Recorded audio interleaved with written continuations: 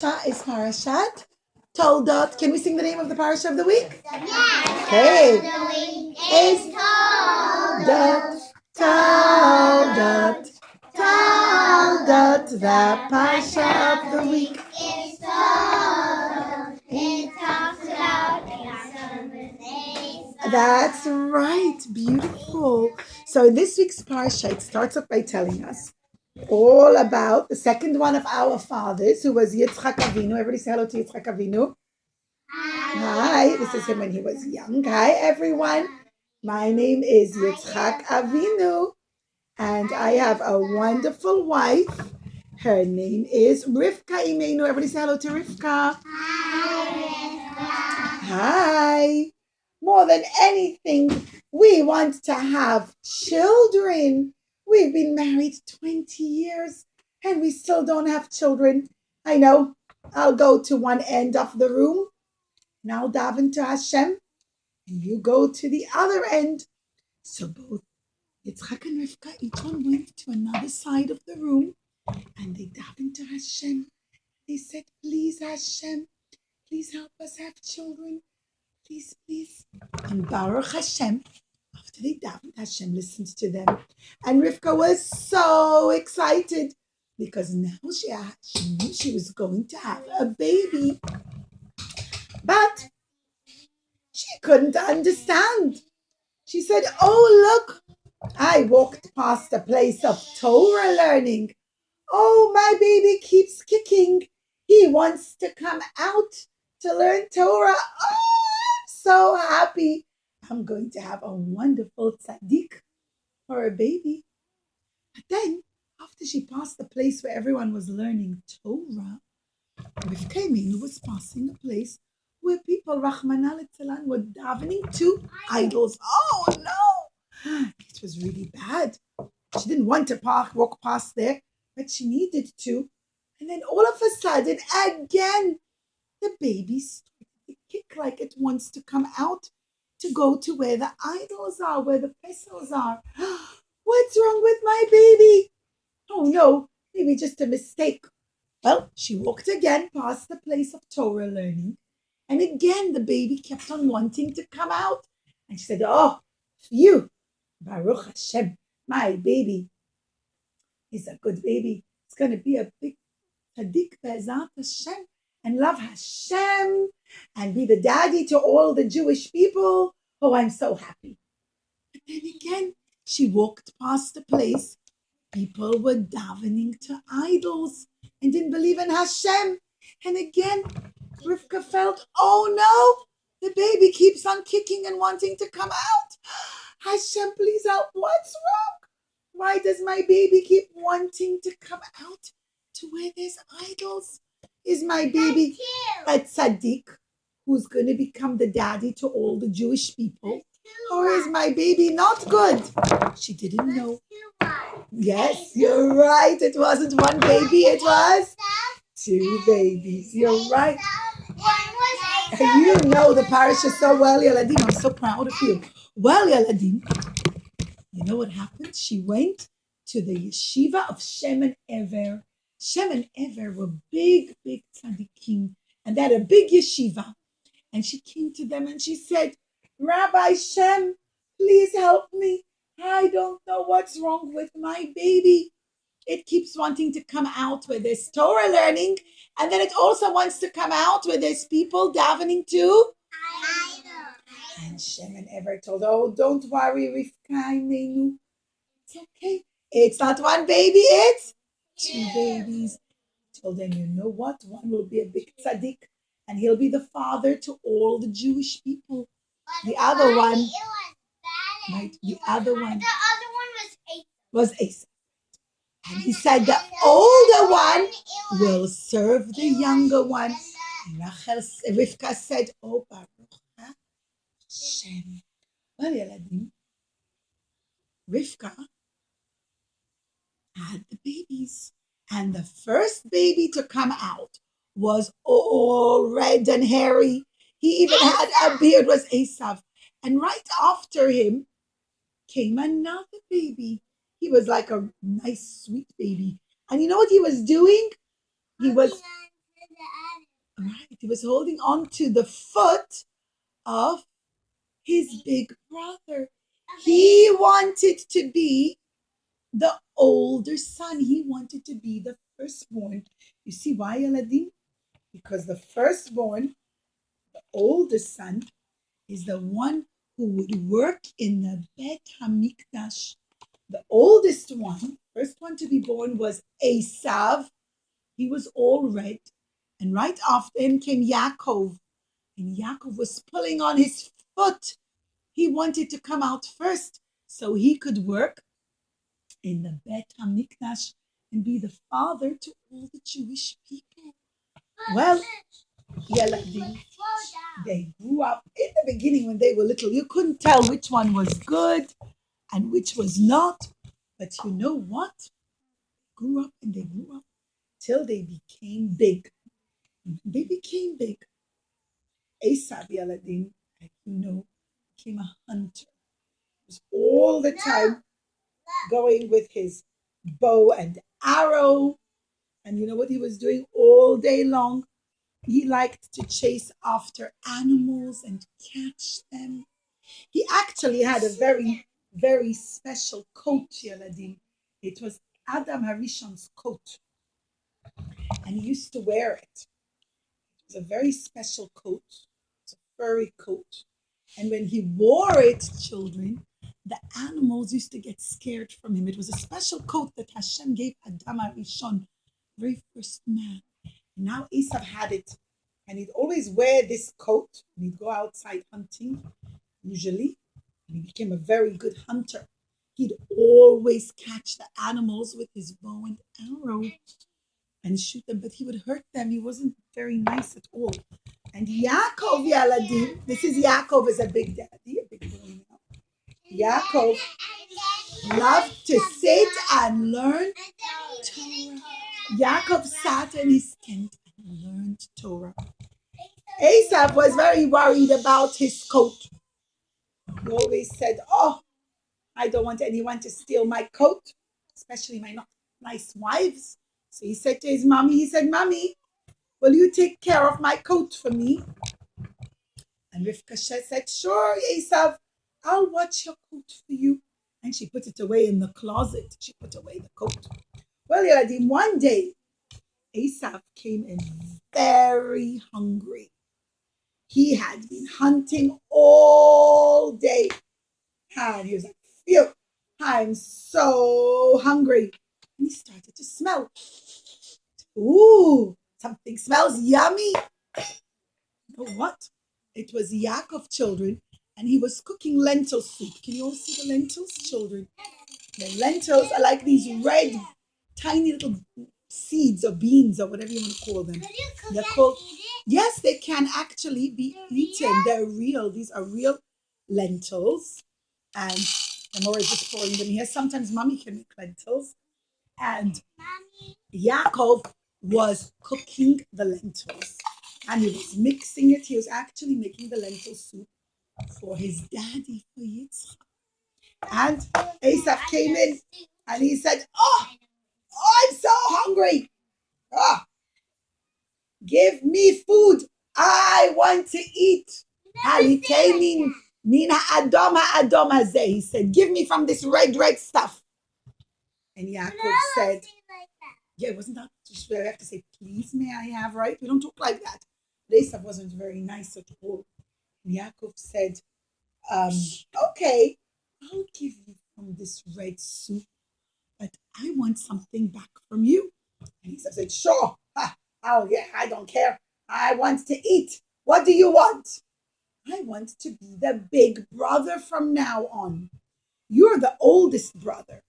You're the one who's supposed to be working in the Bet HaMikdash and become the father to all the Jewish people because you were born first. You were the first baby to come out of our mommy's tummy. But I want to be the firstborn. I want to be the one to work in the Bet HaMikdash and become the father to all the Jewish people." And Esav thought, I don't care about working in the Bet HaMikdash, and I don't want to be the father to all the Jewish people. Yeah, sure, I'll do that.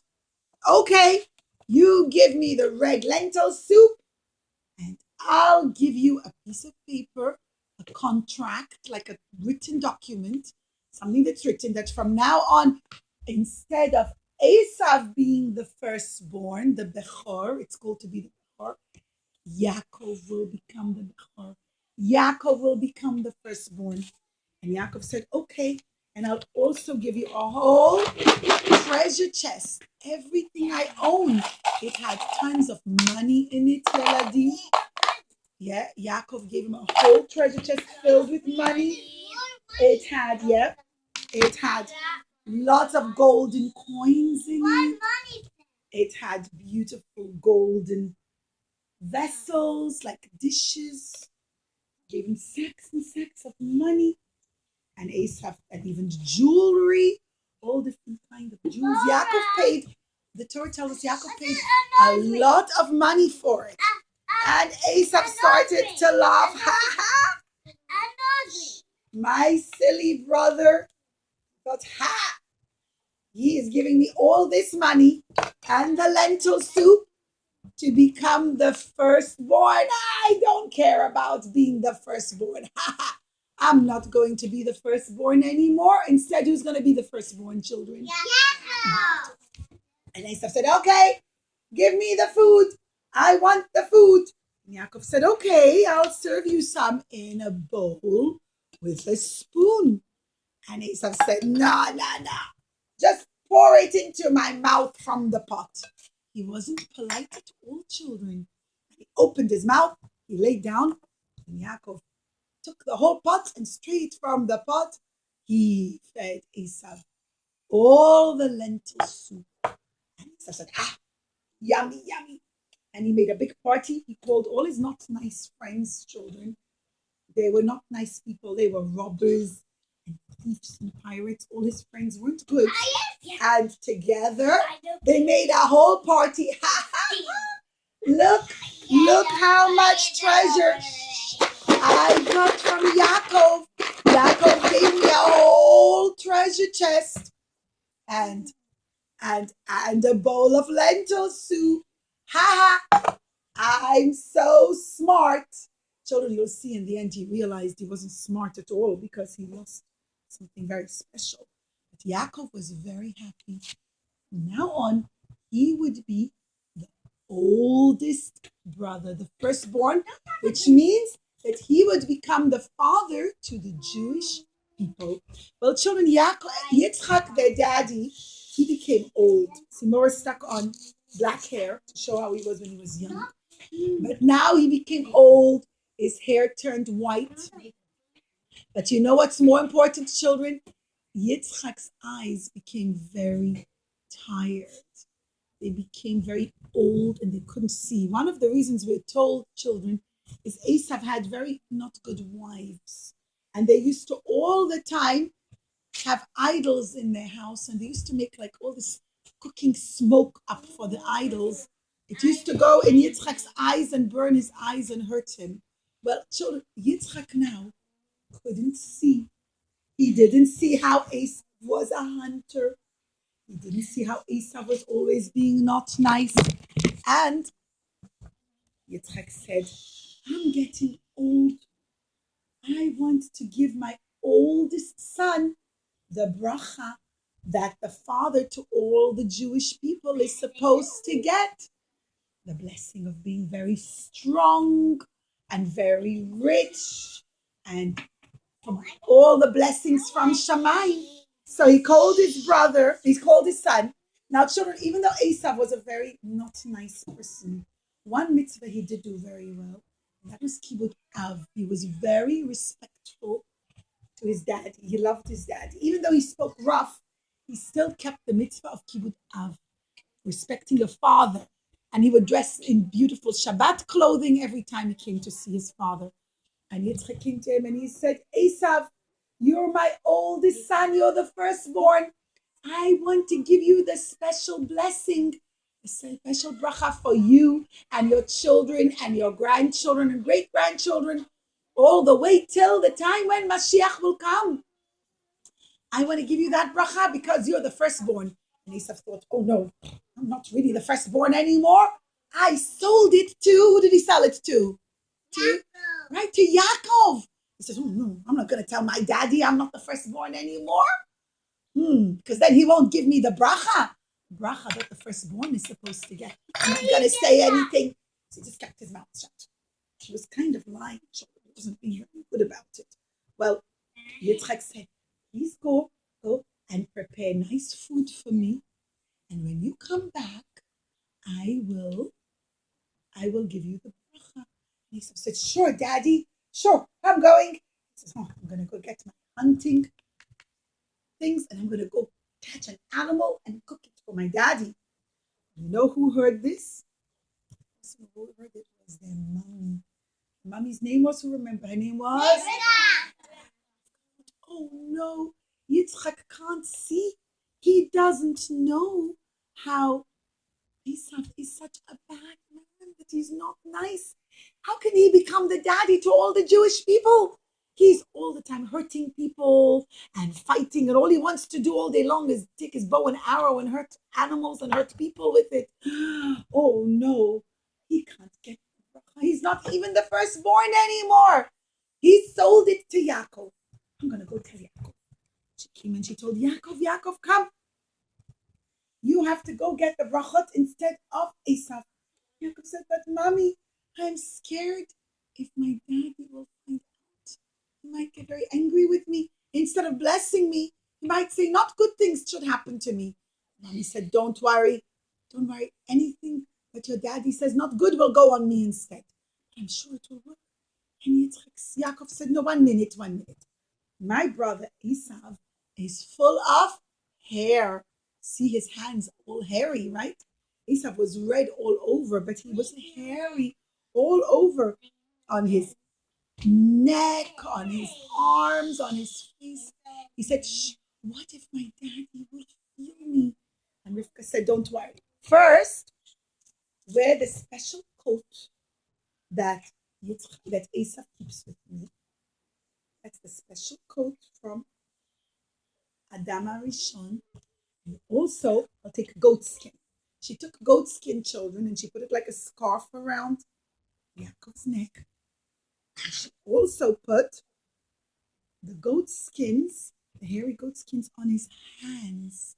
So now Yaakov became very hairy, just like Esau. It wasn't his own hair, it was hair from the goats.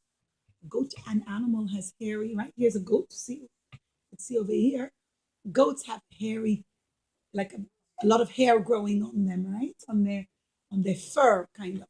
So Rivka took it and she put on Yaakov all this fur and the special coat from Adam HaRishon. And meanwhile, she said, I'm going to prepare food. And she cooked up a whole plate of food. She prepared yummy food for Yaakov to take. Well, Esau was also trying to prepare food. And usually he was a great hunter. But you know what happened? That day, every time he tried to shoot and hurt an animal or catch an animal, not necessarily hurt it. Hashem, that's a deer. That's the mom. Yes. The animals ran away. And Esau kept trying to chase after them. But he couldn't catch any of the animals, hard as he tried. And he kept saying, phew, I don't understand. Every time I try to catch an animal, it runs away. Hashem made it happen. So Esau shouldn't come home early. And quickly Rivka prepared the food. And Yaakov came in with the yummy food that his mommy made. And he said, please, Daddy, can you please get up? In the name of Hashem, can you please give me the bracha? That's odd. That doesn't sound like Esav. See, we have to close this. Remember that at this point in the story, it's already couldn't see. He said, he keeps saying in the name of Hashem. I don't remember Esav ever saying the name of Hashem. Please bless me in Hashem's name. Or saying, please get up, Daddy. He said, who The voice is the voice of Yaakov. It sounds like Yaakov. Who are you? And he said, oh, I am. And Esav is your firstborn.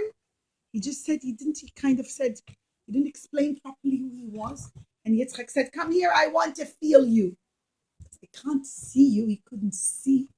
He could feel with his hands. And Yitzchak came and he put his hands on the goat skin and he gave him a hug. And he felt all the fur around his neck.